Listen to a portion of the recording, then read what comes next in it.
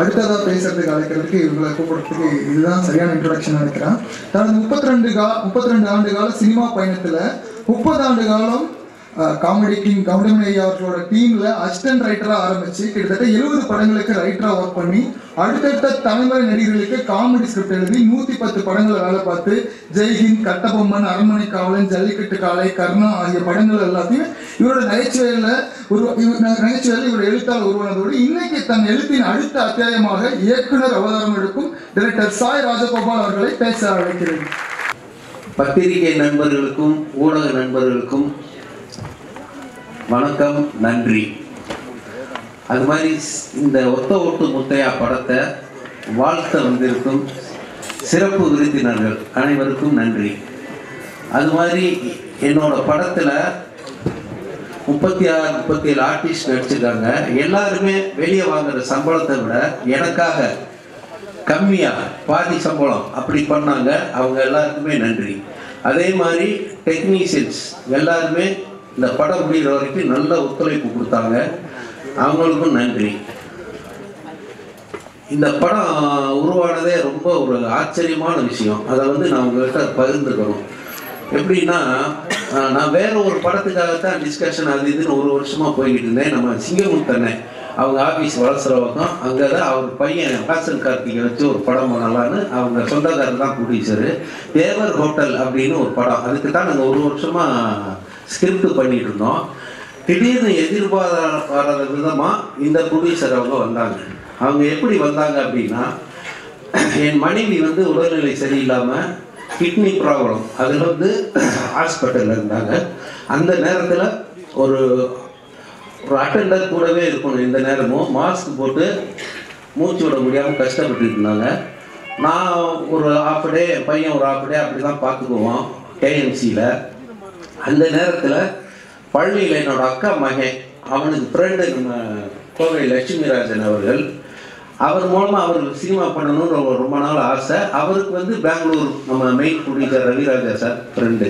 இப்போ ஒரு நாள் இந்த கொரோனா டைமில் நான் ஸ்கிரிப்டெல்லாம் பண்ணிவிட்டு வீட்டில் ஒரு யூடியூப் சேனல் ஆரம்பித்து வீட்லேயே எல்லாம் பண்ணியிருந்தேன். அன்னை கவுண்டமணி அண்ணன் 2 நாளைக்கு ஒருக்கா எனக்கு எப்பயாவது ஃபோன் பண்ணுவார், இல்லை நான் பண்ணுவேன், பேசுவோம். என்னப்பா இப்படி மாத கணக்கில் சிறையில் அடைச்ச மாதிரி அடைச்சி போட்டாங்க, கொரோனாங்கிறாங்க, நீ என்ன பண்ணுற, எப்படி உனக்கு பொழுது போகுதுன்னு அண்ணன் என்னை கேட்டார். இப்போ நான் சொன்னேன், அண்ணே இப்போ டைமை வேஸ்ட் பண்ணக்கூடாதுட்டு ஒரு 2 ஸ்கிரிப்ட் பண்ணி வச்சுருக்கேனே, கொரோனா முடிஞ்சோன்னு தான் அது போய் ப்ரொடியூசர்கிட்ட கதை சொல்லணும் அப்படின்னு. அப்படியா, அதில் ஒரு கதையை சொல்லி பார்க்கலான்னு ஃபோன்லேயே சொன்னேன். இந்த மாதிரி 3 பொண்ணு, அப்பா அம்மா, அண்ணன் தம்பி தான் கல்யாணம் பண்ணி கொடுக்கணுங்கிறாங்க. ஆனால் இந்த பொண்ணுங்க ஏதோ ஒரு சூழ்நிலையில் 3 வேற பசங்களை லவ் பண்ணிடுச்சு. அவங்க கல்யாணம் பண்ணாங்களா பண்ணலையா, நீங்கள் பண்ணி கொடுத்தீங்களா இல்லையா, நீங்கன்னு சொல்லலை, அந்த அப்பா கேரக்டர் பண்ணி கொடுத்தாரா இல்லையா அப்படின்றது ஒரு கதை அப்படின்னு சொன்னேன். ஏப்பா நல்லா இருக்கேப்பா, ஃபேமிலியெல்லாம் பார்க்குற மாதிரி இருக்கு, இது நான் பண்ணலாமே அப்படின்னாரு. தாராளம் பண்ணேன், உங்களுக்காக தான் பண்ணினேன்னு அப்போ ஒரு பொய்ய சொன்னேன். அதை கொஞ்சம் சொன்னேன், உங்களுக்காக தான் பண்ணினேன் அப்படின்னு. உடனே சரிப்பா, ஆனால் ஒரு சிக்கல்னாரு. என்னென்ன அப்படின்னு, அப்பா 3 பசங்கன்னு சொல்றீங்க, நான் அப்பாவை நடிச்சதுன்னாரு.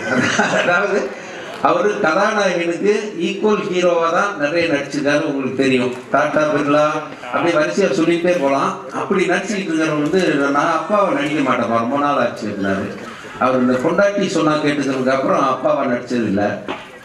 இப்போ நான் சொன்னேன், ஏன்னா அப்பாவை அண்ணன் ஆகிடலாம்னே, 3 தங்கச்சி அவ்வளோதானே அப்படின்னு. இப்போ பண்ணிடலாம்ல, ஓகே சரி ராஜகோபால், கொரோனா முடிஞ்சோன்னா நீ தயாரிப்பாளர் தேடு, நான் தேடுறேன், எது ஒர்க் அவுட் ஆகாத பண்ணிக்கலாம் அப்படின்னு விளையாட்டாக சொன்ன விஷயந்தான். கரெக்டாக கொரோனா முடிஞ்சதுக்கப்புறம் இந்த கோவை லட்சுமிராஜன் எனக்கு பழக்கம் ஏற்பட்டது. அவர் மூலமாக ரவிராஜா சார் பழக்கம் ஏற்பட்டது. அவங்க 2 பேரையும் நான் கவுண்டமணி அண்ணன்கிட்ட அறிமுகப்படுத்தினேன். அதுக்கப்புறம் கதை சொல்லணுன்னாலும் சிங்கமுத்தனை ஆஃபீஸில் தான் வர வச்சு நான் கதை சொல்கிறப்ப தான் என் மனைவி சீரியஸாக இருக்காங்க. இன்றைக்கி வாங்கன்னு சொல்லிட்டார் ப்ரொடியூசரு, பெங்களூர்லேருந்து இதுக்குன்னே வந்திருக்காரு. மனைவி எப்படி விட்டு போகிறது தெரியல. ஆனால் சினிமாவா மனைவியா 30 வருஷமாக நம்ம சினிமாவில் இருக்கோம். மனைவியை கடவுள் பார்த்துக்குவான், நமக்கு சினிமாவும் தான் முக்கியம் அப்படின்னு சொல்லிட்டு அந்த நர்ஸு ஒருத்தவங்ககிட்ட, என் ஒய்ஃபை ஒரு 2 ஹவர்ஸு கொஞ்சம் பக்கத்துலேருந்து பார்த்துக்குங்க, நான் ஒரு முக்கியமான வேலை போயிட்டு வரேன்னு சொல்லிட்டு நேராக என்னோடய ஃப்ரெண்டு ஆர்ட் டைரக்டர் மகேஷும் நானும் நம்ம சிங்கமுத்தனை ஆஃபீஸ் போனோம். அவங்க 2 பேரும் வந்தாங்க. ரவிராஜா சாருக்கும் கோவை லட்சுமிராஜன் சாருக்கும் ஸ்கிரிப்ட் சொன்னேன். அவங்களுக்கு ரொம்ப நல்லா இருக்குது, பிடிச்சிருச்சு. ஒரு 2-3 மாதம் கழிச்சு நம்ம நிச்சயமாக இதை பற்றி பேசுவோம் அப்படி சொல்லிட்டு போயிட்டாங்க. அங்கே என் மகன் வந்து ஹாஸ்பிட்டலில், என்னப்பா நீ பாட்டுக்கு அம்மாவை விட்டுட்டு போயிட்டேன்னா, இல்லைப்பா ஒரு கதை சொல்கிறத இப்பயும் உனக்கு கதை சொல்கிறது தான் முக்கியமான அப்படின்னு வருத்தப்பட்டான். அதுக்கப்புறம் 1 வாரம் தான் என் மனைவி இறந்துட்டாங்க. அந்த தகவல் வந்து ரவிராஜா சாருக்கும் லட்சுமி ராஜன் அவங்களுக்கு தெரிஞ்சது. அப்போ அவங்க 2-3 மாதம் கழிச்சு பண்ணலான்னு சொன்ன படத்தை ஒரு ராஜகோபால் வந்து மனைவி பிரிஞ்ச ஏக்கத்தில் இருப்பார், இப்போவே ஆரம்பித்தோம்னா அவருக்கு அதில் ஒரு வருஷம் இதாகும், இந்த மனைவியை மறந்து கொஞ்சம் டைவெர்ட் ஆகுன்றதுக்காக அவங்க இமீடியட்டாக ஆரம்பிக்கலான்னு சொல்லி ஆரம்பித்தது தான் இந்த படம். இப்போ ஒரு நல்ல விதமாக வந்துருக்கு. இதுக்கு நான் அந்த ரவிராஜா சாரும் கோவை லட்சுமிராஜன் மறக்க முடியாது. அது மாதிரி கௌதமணி அண்ணன் என்னோட இத்தனை வருஷத்துக்கு அப்புறமும் 30 வருஷம் அண்ணனுக்கு நான் 70 படம் எழுதியிருக்கேன். மீதி மற்ற நடிகர்கள் வடிவேல் விவேக்குங்களுக்கெல்லாம் ஒரு 40 படம் எழுதியிருக்கேன்.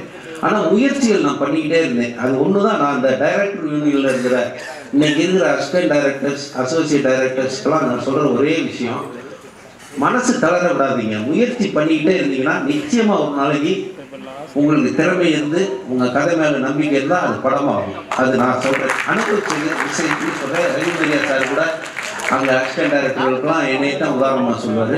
இவ்வளோ வருஷத்துக்கு அப்புறமும் என்னையை நம்பி, என்னதான் நான் 70 படம் எழுதியிருந்தாலும் என்னைய ஒரு டைரக்ஷனுக்கு நம்பி, என் கதையை நம்பி அண்ணன் கவுண்டமணி அவர்கள் தேதியை கொடுத்து இந்த ப்ரொடியூசரை பேசி படம் பண்ண வச்சதுக்கு அண்ணன் கவுண்டமணி அண்ணனுக்கும் மிகப்பெரிய நன்றியை நான் சொல்லிக்கிறேன். இந்த படத்தை பொதுமக்களாகிய நீங்கள் சக்ஸஸ் படமாக்கணும் அப்படின்னு நான் விரும்பி கேட்டுக்கிறேன். இதில் இன்னொரு சின்ன விஷயம் என்னென்னா, யோகி பாபு சார் வந்து அவரை வச்சு ஒரு படம் பண்ணலான்னு நான் சொல்லிக்கிட்டே இருப்பேன், அவரை பார்த்துக்கிட்டே இருப்பேன். அவர் ஒரு நாள் பேப்பரில் பார்த்துட்டு, சார் ராஜகோபால் சார் கவுண்டமணி அண்ணனை வச்சு படம் பண்ணுறீங்களா? ஆமாம், இந்த படத்தில் நான் இருக்கணும், கண்டிஷன் போடுறேன், அண்ணன்கிட்ட நான் 2 சீன்லையாவது அடி வாங்கணும் அப்படின்னாரு. உடனே நான் சொன்னேன், 2 சீன் இல்லைங்க, அந்த படத்தில் 4 சீனில் அடி வாங்குறீங்கன்னு. அதே மாதிரி அவரும் சம்பளம் வாங்குறத விட பாதியாக சம்பளம் குறைச்சி எனக்காக பண்ணார். இப்போ அவர் இந்த வெளியூர் ஷூட்டிங்கில் இருக்கனால அவர் நேற்று நைட்டு வரைக்கும் வர்றதுக்கு முயற்சி பண்ணார். அது வர முடியல, அது அன்னைக்கிட்ட சொல்லிடுங்க, தப்பாக எடுத்துக்க போகிறாரு அப்படின்னு பர்டிகுலராக யோகி பாபு சொன்னார். மொட்டை ராஜேந்திரனும் அதே மாதிரி வெளியூரில் ஷூட்டிங்கில் இருக்கிறதுனால வர முடியல.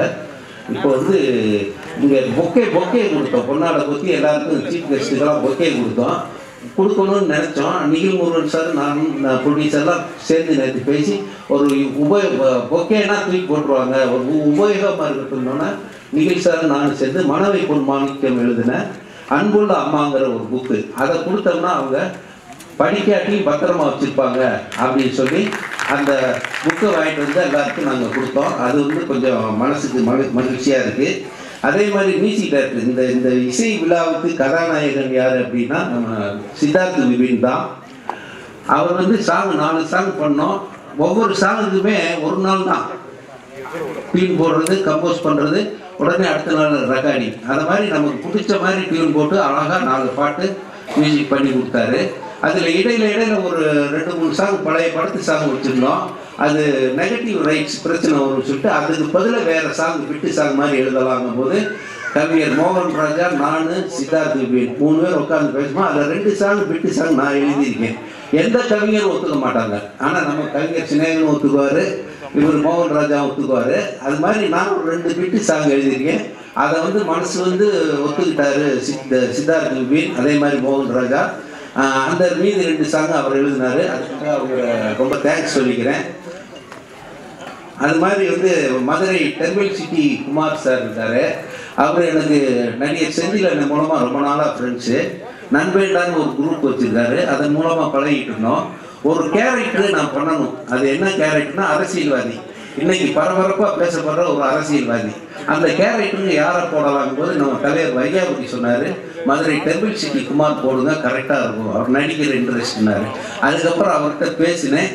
அவரும் அந்த கேரக்டர் சொன்னோன்னா நான் நடிச்சே தீர்வேன்னாரு. ஓகேன்னு சொல்லி அவர் 3 தடவை 4 தடவை இங்கே சென்னைக்கு வந்து நான் நினச்சபடி அந்த கேரக்டரை வாய்ப்பே இல்லை ராஜா, வாய்ப்பே இல்லை அப்படின்ற பர்டிகுலராக அந்த டைலாக் சொல்லி பிரபாதமாக நடித்தார். அவருக்கு ரொம்ப ரொம்ப தேங்க்ஸ். அவர் குமார் சார் சொன்ன மாதிரி இப்போ என்னோட ஃபங்க்ஷனுக்காக வந்து சார் வாழ்த்துனாருன்னா நான் அவர்கிட்ட அசிஸ்டண்டாக வேலை பார்த்த மாதிரி ஒரு பெருமை இருக்குன்னு சொல்லி தான் நான் அவர்கிட்ட சொன்னேன். அவரே என்ன இவ்வளோ நாள் எனக்காக பண்ணையான்னு சொல்லி ரொம்ப ஆச்சரியப்பட்டார். அதனால் இங்கே வந்து எல்லாருக்கும் நன்றி, வணக்கம். படத்தை வந்து சக்ஸஸ் பண்ணி கொடுங்க, அதான் நான் உங்கள்கிட்ட கேட்டுக்கிற ஒரு வேண்டுகோள். Thank you. Thank you director sir Rajagopal sir. முயற்சி திருவினையாக்குன்னு சொல்லுவாங்க. கிட்டத்தட்ட 32 வருடங்கள் சினிமாவுக்காக உழைச்சி ஒருத்தர் முதல் முறையாக இயக்குனர் ஆகிறாருன்னா யாருமே உழைப்பை நம்பி இருந்தோம்னா அது கண்டிப்பாக நடக்கும் நான் நினைக்கிறேன். அதுக்கு எடுத்துக்காட்டு டைரக்டர் சார்.